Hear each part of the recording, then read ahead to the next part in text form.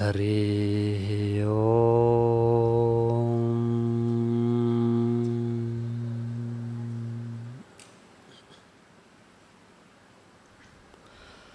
ओम श्री सद्गुरु परमात्मने नमः। श्री योग वशिष्ठ महारामायण उत्पत्ति प्रकरण 70वां सर्ग। श्री वशिष्ठ जी बोले, हे राम जी, मन भावना मात्र है। भावना फुरने का नाम है। जो फुरना क्रिया रूप है, उस फुरना क्रिया से सर्व फल की प्राप्ति होती है। राम जी बोले, हे ब्रह्मन, इस मन का रूप जो जड़ अजड़ है, वह विस्तार पूर्वक कहिए। वशिष्ठ जी बोले, हे राम जी, आत्म तत्व अनंत रूप और सर्वशक्तिमान है। जब उसमें संकल्प शक्ति फूरती है, तब उसको मन कहते हैं। जड़ अजड़ के मध्य में जो डोलायमान होता है, उस मिश्रित रूप का नाम मन है। हे राम जी, भाव रूप जो पदार्थ उनके मध्य में जो सत्य असत्य का निश्चय करता है, उसका नाम मन है। उसमें जो यह निश्चय देह से मिलकर फूरता है कि मैं चिदानंद रूप हूँ, कृपण हूँ, सो मन का रूप है। कल्पना से रहित मन नहीं होता। जैसे गुणों बिना गुणी नहीं रहता, तैसे ही कर्म कल्पना बिना मन नहीं रहता। जैसे उष्णता की सत्ता अग्नि से भिन्न नहीं होती, तैसे ही कर्मों की सत्ता मन से भिन्न नहीं होती। और मन और आत्मा में कुछ भेद नहीं। हे राम जी, मन रूपी बीज से संकल्प रूपी नाना प्रकार के फूल होते हैं। उसमें नाना प्रकार के शरीरों से संपूर्ण जगत देखता है। और जैसी जैसी मन में वासना होती है, उसके अनुसार फल की प्राप्ति होती है। इससे मन का फुरना ही कर्मों का बीज है। और उससे जो भिन्न क्रिया होती है, सो उस वृक्ष की शाखा और नाना प्रकार के विचित्र फल हैं। हे राम जी, जिस और मन का निश्चय होता है, उसी और कर्म इंद्रियां भी प्रवर्तित होती है। और जो कर्म है, वही मन का फुरना है। और मन ही स्फूर्ति रूप है। इसी कारण कहा है कि मन ही कर्म रूप है। उस मन की इतनी संज्ञा कही है, मन, बुद्धि, अहंकार, कर्म, कल्पना, स्मृति, वासना, अविद्या, प्रकृति, माया इत्यादि। कल्पना ही संसार के कारण है। चित्त को जब चैत्य का संयोग होता है, तब संसार भ्रम होता है। और ये जितनी संज्ञा तुमसे कही है, सो चित्त के फुरने से काकतालीयवत अकस्मात फुरी है। राम जी बोले, हे भगवान, अद्वैत तत्व परम संबित आकाश में इतनी कलना कैसे हुई, और उनमें अर्थ रूप दृढ़ता कैसे हुई? वशिष्ठ जी बोले, हे राम जी, शुद्धि संबित मात्र सत्ता फुरने की नाई जो स्थित हुई, उसका नाम मन है। जब वह वृत्ति निश्चय रूप हुई तो भाव अभाव पदार्थों को निश्चय करने लगी कि यह पदार्थ ऐसा है, यह पदार्थ ऐसा है। उस वृत्ति का नाम बुद्धि है। जब अनात्मा में आत्म भाव परिच्छिन्न रूप मिथ्या अभिमान दृढ़ हुआ, तब उसका रूप अहंकार हुआ। वही मिथ्या अहम वृत्ति संसार बंधन का कारण है।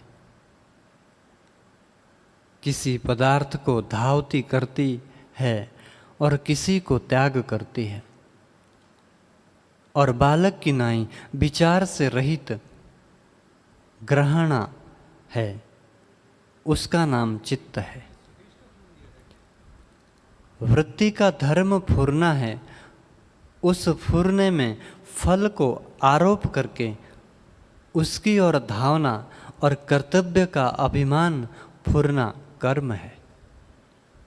पूर्व जो कार्य किए हैं उनको त्याग, उनका संस्कार चित्त में धरकर स्मरण करने का नाम स्मृति है।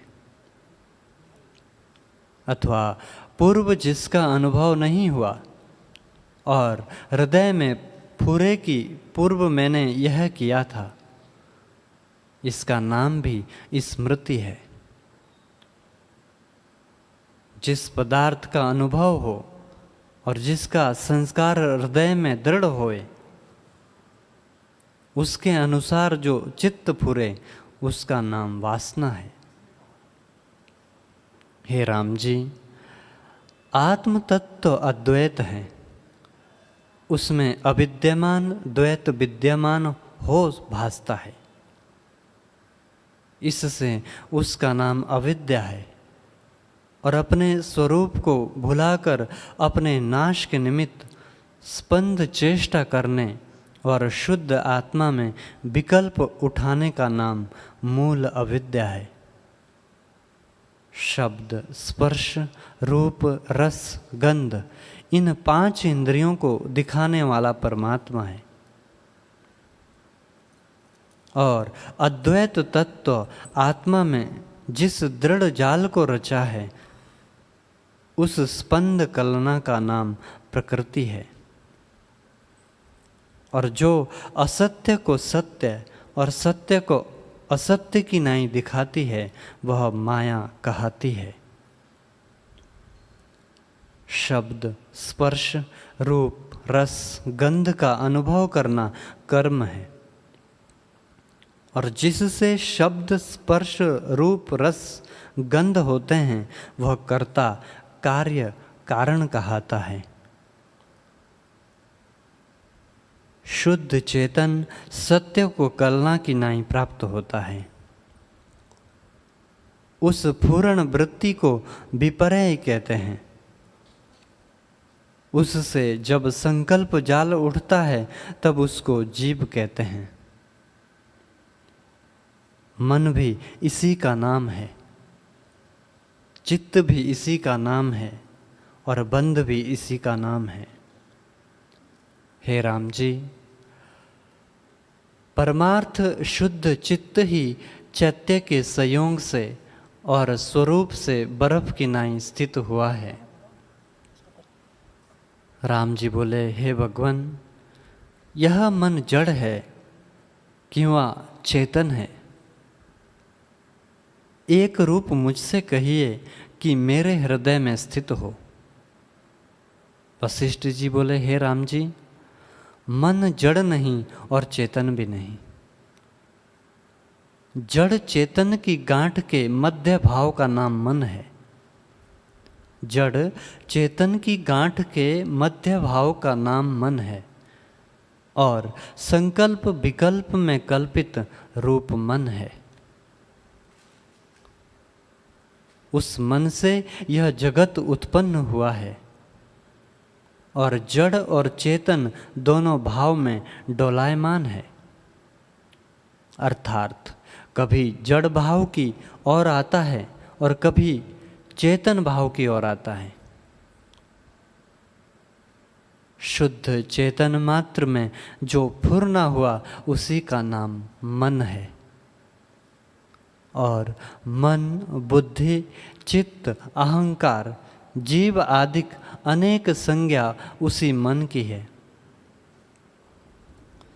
जैसे एक नट अनेक स्वांगों से अनेक संज्ञा पाता है, जिसका स्वांग धरता है उसी नाम से कहाता है, तैसे ही संकल्प से मन अनेक संज्ञा पाता है।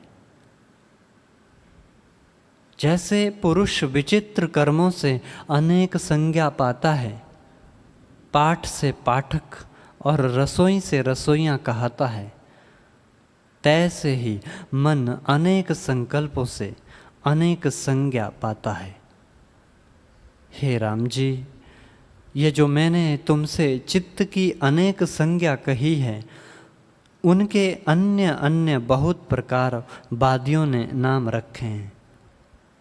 जैसा जैसा मन है तैसा ही तैसा स्वभाव लेकर मन, बुद्धि और इंद्रियों को मानते हैं। कोई मन को जड़ मानते हैं, कोई मन से भिन्न मानते हैं, और कोई अहंकार को भिन्न मानते हैं। वे सब मिथ्या कल्पना है।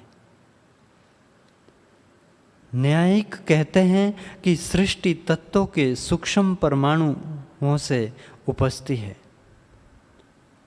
जब प्रलय होता है तब स्थूल तत्व प्रलय हो जाते हैं और उनके सूक्ष्म परमाणु रहते हैं, और फिर उत्पत्ति काल में वही सूक्ष्म परमाणु दूने तिगुने आदिक होकर स्थूल होते हैं। उन्हीं पांचों तत्वों से सृष्टि होती है। सांख्य मत वाले कहते हैं कि प्रकृति और माया के परिणाम से सृष्टि होती है, और चार्वाक पृथ्वी, जल, तेज, वायु चारों तत्वों के इकट्ठे होने से सृष्टि उपजती मानते हैं, और चारों तत्वों के शरीर को पुरुष मानते हैं, और कहते हैं कि जब तत्व अपने आप से बिछुड़ जाते हैं तब प्रलय होती है। आहारत और ही प्रकार मानते हैं, और बौद्ध और वैशेषिक आदि और प्रकार से मानते हैं। पंचरात्रिक और प्रकार ही मानते हैं, परंतु सभी का सिद्धांत एक ही ब्रह्म आत्म तत्व है। जैसे एक ही स्थान के अनेक मार्ग हो तो उन अनेक मार्गों से उसी स्थान को पहुंचता है, तैसे ही अनेक मतों का अधिष्ठान आत्मसत्ता है, और सबका सिद्धांत एक ही है। उसमें कोई वाद प्रवेश नहीं करता। हे राम जी, जितने मत वाले हैं वे अपने अपने मत को मानते हैं और दूसरे का अपमान करते हैं। जैसे मार्ग के चलने वाले अपने अपने मार्ग की उपमा करते हैं, दूसरे की नहीं करते, तैसे ही मन के भिन्न रूप से अनेक प्रकार जगत को कहते हैं। एक मन की अनेक संज्ञाएं हुई है। जैसे एक पुरुष को अनेक प्रकार से कहते हैं, स्नान करने से स्नान करता, दान करने से दान करता, तप करने से तपस्वी इत्यादि क्रिया करके अनेक संज्ञाएं होती है। अनेक शक्ति मन की कही है। मन ही का नाम जीव, वासना और कर्म है।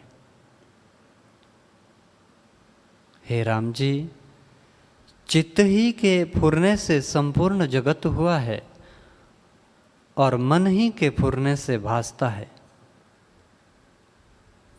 जब वह पुरुष चैत्य के फुरने से रहित होता है तब देखता है तो भी कुछ नहीं देखता।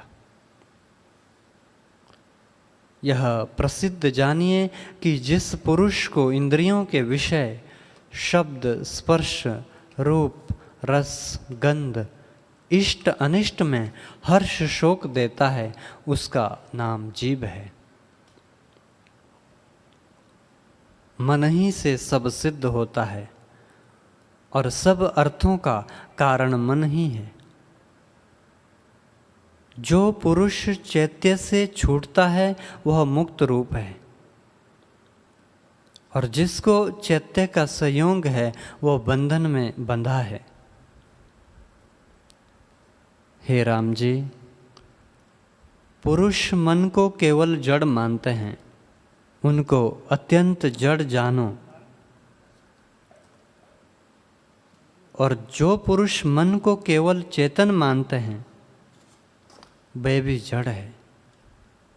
यह मन केवल जड़ नहीं और न केवल चेतन ही है। जो मन का एक ही रूप हो तो सुख दुख आदि विचित्रता ना हो और जगत की लीनता भी नहीं। जो केवल चैतन्य ही रूप हो तो जगत का कारण नहीं हो सकता,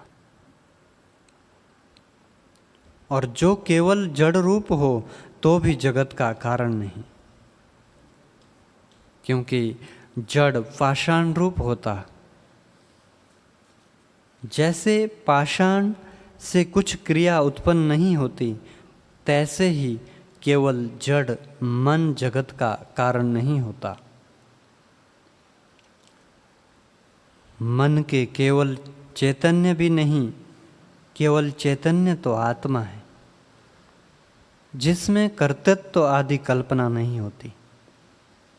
इससे मन केवल चैतन्य भी नहीं और केवल जड़ भी नहीं। चैतन्य और जड़ का मध्य भाव ही जगत का कारण है। हे राम जी, जैसे प्रकाश सब पदार्थों के प्रकाश का कारण है, तैसे ही मन सब अर्थों का कारण है। जब तक चित्त है तब तक चैत्य भासता है, और जब चित्त अचित्त होता है तब सर्वभूत जाल लीन हो जाते हैं। जैसे एक ही जल रस से अनेक रूप हो भासता है, तैसे ही एक ही मन अनेक पदार्थ रूप होकर भासता है, और अनेक संज्ञा इसकी शास्त्रों के मत वालों ने कल्पी है। सबका कारण मन ही है, और परम देव परमात्मा की सर्व शक्तियों में से एक शक्ति है। उसी परमात्मा से यह फुरी है, और जड़ भाव फुरकर फिर उसी में लीन होती है। जैसे मकड़ी अपने मुख से जाला निकालकर फैलाती है और फिर आप ही में लीन कर लेती है, तैसे ही परमात्मा से यह जड़ भाव उपजा है।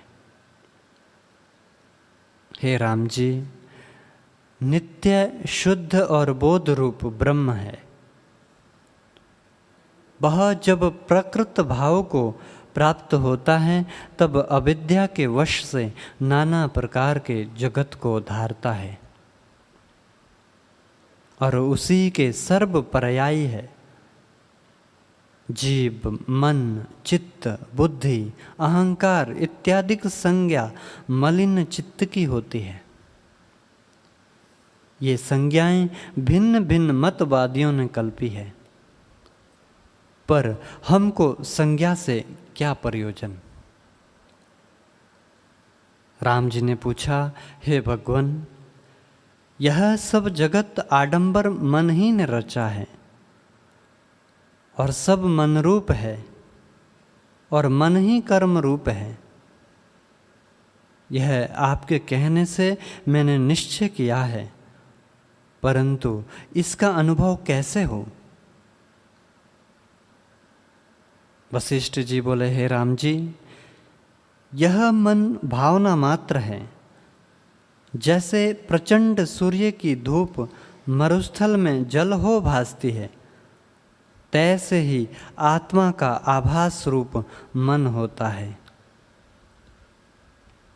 उस मन से जो कुछ जगत भासता है वह सब मन रूप है। कहीं मनुष्य, कहीं देवता, कहीं दैत्य, कहीं पक्षी, कहीं गंधर्व, कहीं नागपुर आदि जो कुछ रूप भासते हैं वे सब ही मन से विस्तार को प्राप्त हुए हैं, पर वे तृण और काष्ठ के तुल्य है। उनके विचारने से क्या है? यह सब मन की रचना है और मन अविचार से सिद्ध है। विचार करने से नष्ट हो जाता है। मन के नष्ट हुए परमात्मा ही शेष रहता है, जो सबका साक्षी, भूत, सर्व से अतीत, सर्वव्यापी और सबका आश्रयभूत है। उसके प्रमाद से मन जगत को रच सकता है। इस कारण कहा है कि मन और कर्म एक रूप है और शरीरों के कारण है। हे राम जी, जन्म मरण आदि जो कुछ विकार हैं वे मन से ही भासते हैं और मन अविचार से सिद्ध है। विचार किए से लीन हो जाता है। जब मन लीन होता है तब कर्म आदि भ्रम भी नष्ट हो जाते हैं। जो इस भ्रम से छूटा है वही मुक्त है और वह पुरुष फिर जन्म और मरण में नहीं आता। उसका सब भ्रम नष्ट हो जाता है। इतना सुन राम जी ने पूछा, हे भगवान, आपने सात्विक की, राजसी और तामसी 3 प्रकार के जीव कहे हैं और उनका प्रथम कारण सत्य असत्य रूपी मन कहा था। वह मन अशुद्ध रूप शुद्ध चिन्ह मात्र तत्व से उपज कर बड़े विस्तार रूपी विचित्र जगत को कैसे प्राप्त हुआ? वशिष्ठ जी बोले, हे राम जी, आकाश 3 है। एक चिदाकाश, दूसरा चित्ताकाश और तीसरा भूताकाश। भाव से वे समान रूप है और आप अपनी सत्ता है। जो चित्ताकाश से नित्य उपलब्ध रूप और चेतन मात्र सबके भीतर बाहर स्थित है, अनुमाता बोध रूप और सर्वभूतों में सम व्याप रहा है, वह चिदाकाश है।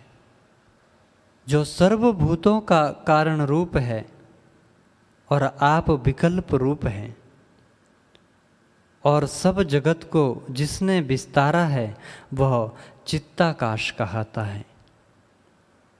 10 दिशाओं को विस्तार करके जिसका बपू प्रच्छेद को नहीं प्राप्त होता, शून्य स्वरूप है और पवन आदिक भूतों में आश्रयभूत है, वह भूताकाश कहता है।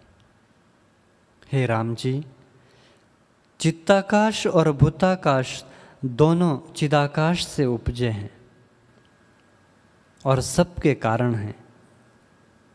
जैसे दिन से सब कार्य होते हैं, तैसे ही चित्त से सब कार्य प्रकट होते हैं।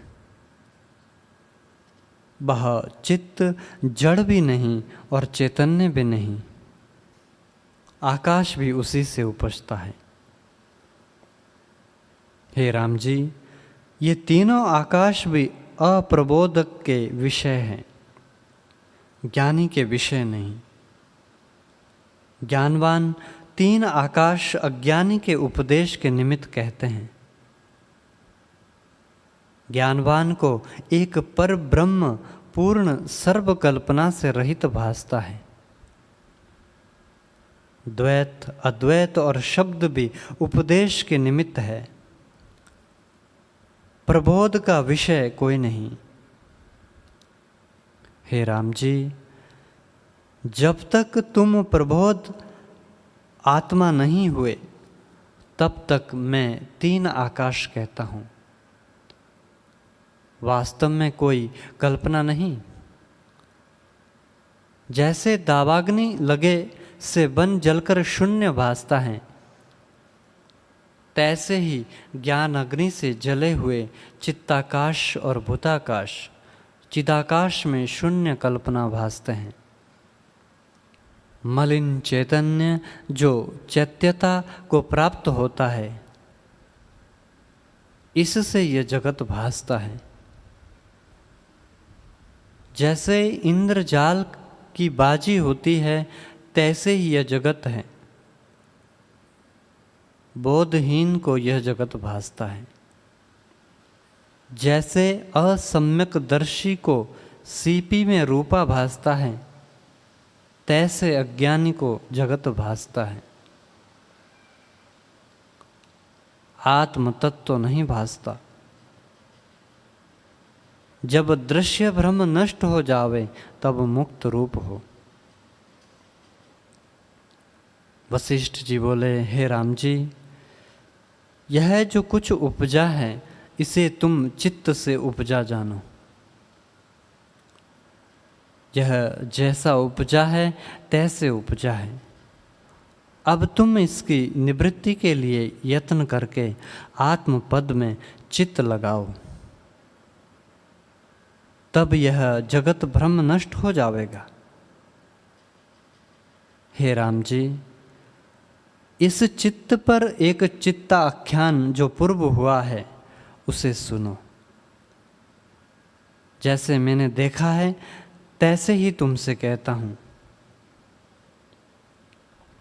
एक महाशून्य वन था और उसके किसी कोने में यह आकाश स्थित था। उस उजाड़ में मैंने एक ऐसा पुरुष देखा जिसके सहस्त्र हाथ और सहस्त्र लोचन थे और चंचल और व्याकुल रूप था। उसका बड़ा आकार था और सहस्त्र भुजाओं से अपने शरीर के मारे आप ही कष्टमान हो अनेक योजनों तक भागता चला जाता था। जब दौड़ता दौड़ता थक जाए और अंग चूर्ण हो जाए तो एक कृष्ण रात्रि की नाई भयानक रूप कूप में जा पड़े, और जब कुछ काल बीते तब वहाँ से भी निकलकर कंज के वन में जा पड़े, और जब वहाँ कंटक चुभे तो कष्ट पावे। जैसे पतंग दीपक को सुख रूप जान के उसमें प्रवेश करे और नाश हो, तैसे ही जहाँ सुख रूप जान के प्रवेश करे वहीं ही कष्ट पावे और फिर उसी वन में जा पड़े। फिर वहाँ से निकलकर आपको अपने ही हाथों से मारे और कष्टमान हो, और फिर दौड़ता दौड़ता कूप में जा पड़े। वहाँ से निकल फिर कदली के वन में जावे और उससे निकलकर फिर आपको मारे। जब कदली वन में जावे तब कुछ शांतिवान और प्रसन्न हो, दौड़े और आपको मारे और कष्टमान हो के दूर से दूर जा पड़े। इसी प्रकार वह अपना किया आप ही कष्ट भोगे और भटकता फिरे। तब मैंने उसको पकड़ के पूछा कि अरे तू कौन है, यह क्या करता है और किस निमित्त करता है, तेरा नाम क्या है और यहाँ क्यों मिथ्या जगत में मोह को प्राप्त हुआ है।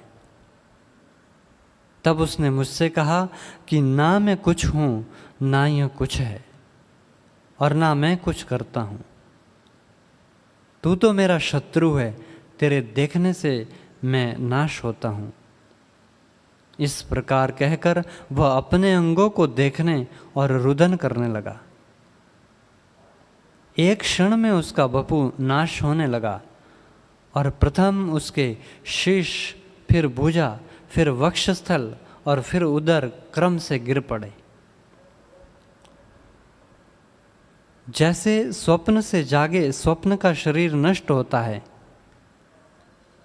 तब मैं नीति शक्ति को विचार के आगे गया तो और एक पुरुष इसी भांति का देखा। वह भी इसी प्रकार आपको आप ही प्रहार करे, कष्टमान हो और पूर्वोक्त क्रिया करे। जब उसने मुझको देखा तब प्रसन्न होकर हंसा और मैंने उसको रोक के उसी प्रकार पूछा तो उसने भी मेरे देखते देखते अपने अंगों को त्याग दिया और कष्टवान और हर्षवान भी हुआ।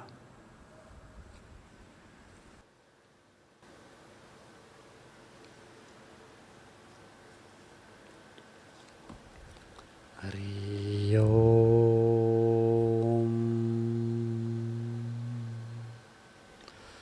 ओम सहनावतु सहनावनक्तु सहवीर्यं करवावहै तेजस्विनामधीतमस्तु मा विद्विषावहै।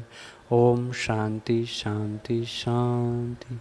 श्री सद्गुरुदेव भगवान की जय।